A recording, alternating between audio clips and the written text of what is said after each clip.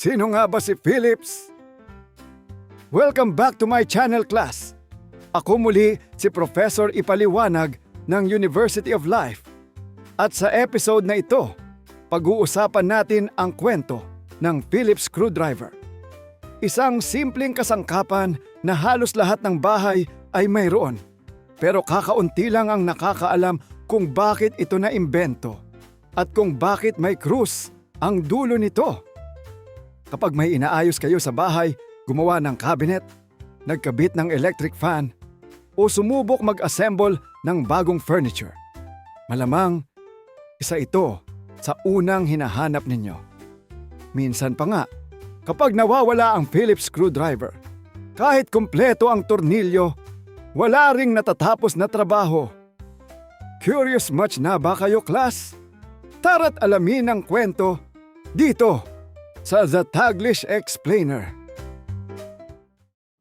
Ang topic na ito ay mula kay Handy Manny. Salamat sa suggestion mo. Bago na imbento ang Phillips screwdriver, iisa lang halos ang uri ng screw na ginagamit ng mga tao. Ito ang tinatawag na slotted screw. Iyong may isang mahabang guhit sa gitna. Simple ang itsura nito pero napakaraming problema. Una, madalas dumudulas ang screwdriver habang hinihigpitan ng tornilyo. Isang maling galaw lang, biglang kakaskasin ang kahoy o kubakal. Kapag bagong pintura ang tinatamaan, siguradong may magtatanong ng, sino ang gumawa nito? Pangalawa, mahirap itong gamitin sa mga pabrika. Noong unang bahagi ng 1900s, mabilis nang lumalaki ang industriya ng sasakyan. Daan-daang tornilyo ang kailangang ikabit sa bawat kotse. Ang problema, kapag slotted screw ang gamit, kailangan sobrang eksakto ang pagkakatapat ng screwdriver bago paikutin. Isipin ninyo ang isang manggagawa na kailangang ulit-ulitin ang paghanap sa maliit na guhit ng tornilyo. Sa isang tornilyo, baka ayos lang. Pero paano kung 1,000 ang ikakabit sa buong araw? Pag uwi niya, baka pati kutsara sa mesa gusto na rin niyang higpitan. Isa pang suliranin, madaling masira ang ulo ng tornilyo kapag nadulas ang screwdriver. Kapag nangyari iyon, mas mahirap na itong tanggalin. Ang simpleng pagkakabit ng isang piraso ay nagiging mahabang problema. Habang bumibilis ang Industrial Revolution at mass production, lalo ring lumalaki ang pangangailangan para sa mas maaasahang disenyo ng screw.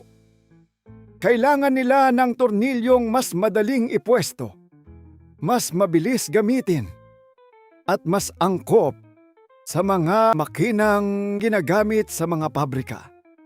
At dito, nagsimulang magkaroon ng ideya ang ilang imbentor na baka panahon ng baguhin ang disenyo ng tornilyo.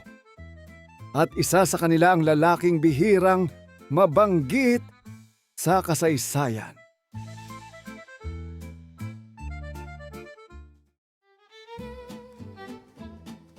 Noong 1930s, isang Amerikanong imbentor na nagngangalang John P. Thompson ang gumawa ng bagong disenyo ng screw na may hugis krus sa gitna. Mas madaling mag-center ang screwdriver sa ganitong disenyo, kaya mas mabilis at mas madali itong gamitin. Ngunit kahit maganda ang ideya, halos walang kumpanyang gustong gumawa nito dahil mas mahirap itong i-manufacture gamit ang teknolohiya noong panahong iyon. Paulit-ulit na inalok ni Thompson ang kanyang imbensyon. Pero halos lahat ay tumanggi. At dito nagsimulang magbago ang kwento ng may isang taong nakakita ng potensyal nito, si Henry F. Phillips. Noong 1934, binili ni Henry Frank Phillips ang patent rights ni John Thompson. Hindi niya inangkin ang imbensyon. Sa halip, nakita niya kung gaano ito kahalaga sa lumalaking industriya ng manufacturing.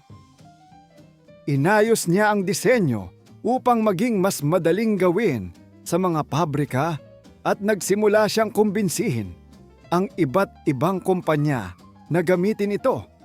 Noong una, marami pa ring nagduda, pero isang malaking kumpanya ang nagbigay ng pagkakataon. Napansin ng mga gumagawa ng sasakyan na napakalaking tulong ng bagong screw design sa assembly line. Mas mabilis maipasok ang screwdriver.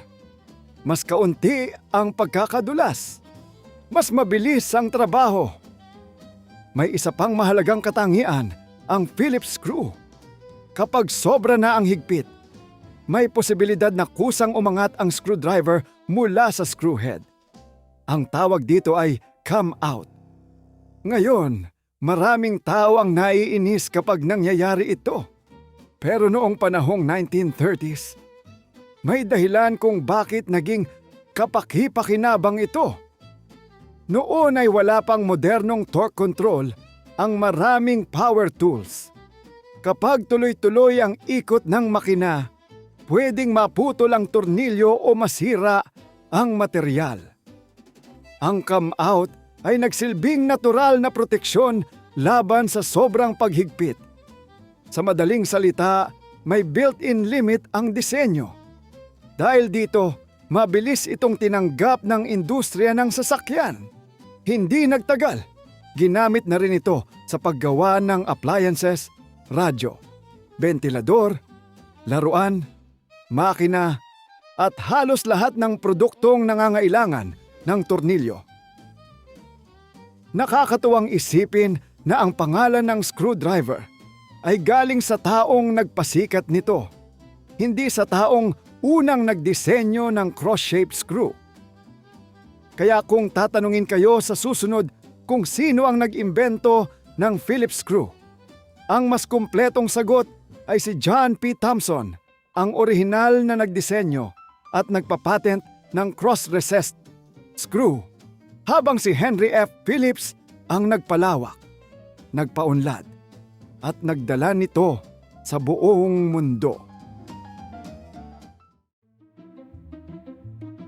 Sa huli, class, ang Phillips screwdriver ay patunay na minsan ang taong nagpalaganap ng isang imbensyon ang siyang mas nakilala kaysa sa orihinal na inventor. Kaya sa susunod na makahawak kayo ng Phillips screwdriver, alam na ninyo ang kwento sa likod ng pangalan nito.